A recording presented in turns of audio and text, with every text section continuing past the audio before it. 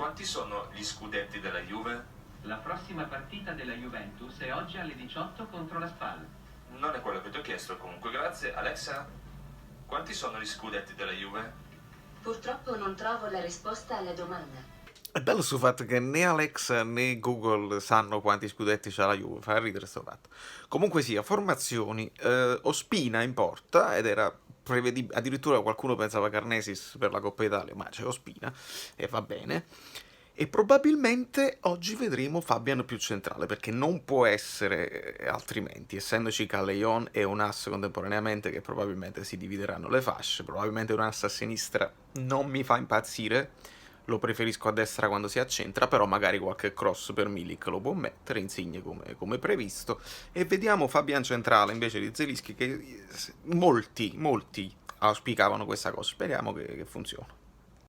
Purtroppo devo andare a suonare, quindi il secondo tempo sarà per radio, affidato a Carmine Martina, povero genio chiaramente. Ragazzi, molto bene, un bel primo tempo, giocato molto bene, fluidi, veloci, begli scambi, bella roba. Fabian centrale va bene, non è vistoso come quando sta sulla fascia, ma può andare, e si è giocato bene. Diawara, disastroso Yusai, lo devo dire, anche perché io non amo attaccarmi ai giocatori singoli, però i procuratori si mettono, ma quello deve giocare, sai, devi fare il cesso in panchina e devi essere contento che fai la panchina, perché è veramente disastroso. Bene l'arbitro, bene il VAR, bene Milik che segna sempre, e benissimo, questa è la cosa da sottolineare, Insigne tornato nella sua posizione naturale, più defilato più a sinistra, ed è Unas che fa la seconda punta. È molto giusto così. E infatti gli scambi che ci sono stati, che poi ha portato al gol, un ottimo scambio tra i due. Va bene, ci piace, ottimo primo tempo, andiamo avanti. Il VAR, vabbè, quello ha fatto un controllo da freestyle, non era...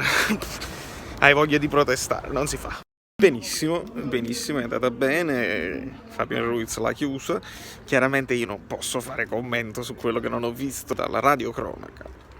Mi è sembrato che tutto sia andato bene. Il Sassuolo ha giocato, non è che si è tirato indietro, perché De Zerbi è un ottimo allenatore e ci ha dato probabilmente anche qualche grattacapo, ma l'abbiamo chiusa 2-0 noi, 2-0 la Juve, 2-0 il Milan, ed è giusto così, e si va col Milan. Sono soddisfatto di quello che ho visto nel primo tempo. Ho sentito alcuni commenti di amici che parlavano ancora di poca verve, ma sinceramente a me il primo tempo è piaciuto, non ho proprio niente da dire. Ci sono state buone azioni da gol, tanta vivacità. A me, a differenza di quello che invece ho detto nelle altre partite, che non mi piaceva a fine primo tempo quello che stavo vedendo e poi vincevamo, questa volta a fine primo tempo io sono soddisfatto. Quindi niente da dire su questo. Forza Napoli, molto bene. Non facciamo menzione di altro del mercato, perché si deve capire, è inutile parlare di cose che non esistono. Mi piacerebbe capire la situazione di Allan, per esempio, ma bisogna capire se il Paris Saint-Germain può permettersi 80 o 100 milioni a gennaio. Io non credo che possano farlo, anche per una questione di fair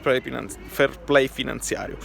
Quindi andiamo avanti così come stiamo. Non abbiamo bisogno di comprare, la rosa è lunga, probabilmente uno andrà via, magari Rog, vista anche la prestazione non male di Diawara oggi. Nel frattempo gridano perché ci sono delle aste in corso. Va bene così. Burazzisti anche a Bologna, malissimo, quindi non è che uno li denuncia solamente quando è per il Napoli, malissimo anche quando è per la Juve. Mentre pare che i bolognesi abbiano detto noi facciamo i bu quando tirano e sbagliano, l'abbiamo fatti anche a chiedere a Bernardeschi. Se è così, allora probabilmente, ragazzi, cambiate, perché sappiate che per una persona di colore il bu viene visto male, quindi non entrate nel dubbio e nel malinteso e fischiate come tutte le tifoserie del mondo quando un avversario tira e non prende la porta. Non vedo perché dovete fare per forza bu. C'è la questione razzismo adesso, bisogna essere sensibili ed evitare. Poi ognuno la prende in un modo. C'è chi è più sensibile come Koulibaly, c'è chi invece come Ken che non se n'è fottuto proprio. Io faccio questo esempio: quando ero piccolo, sai, i bambini che sono sempre cattivi, no? I bambini facciano le famose offese alle madri, queste cose qua. Alcuni andavano in freva e si pigliavano ammazzate a bambini. Dicevo, ma veramente a me non mi tocca proprio perché lo so come si comporta mia madre, quindi non c'è problema. Alcuni sono più sensibili, alcuni meno, quindi non è che bisogna colpevolizzare Koulibaly perché se l'è presa e esaltare Ken perché invece è andato dritto per la sua strada senza reagire. Poi è chiaro, non c'è stata nessuna decisione arbitrale che Ken ha dovuto contestare quando l'arbitro non ha fermato per Ibu, quindi bisogna un attimo, capito, valutare. Koulibaly stava giocando bene, non è che i Ibu stavano influenzando la sua partita tecnicamente.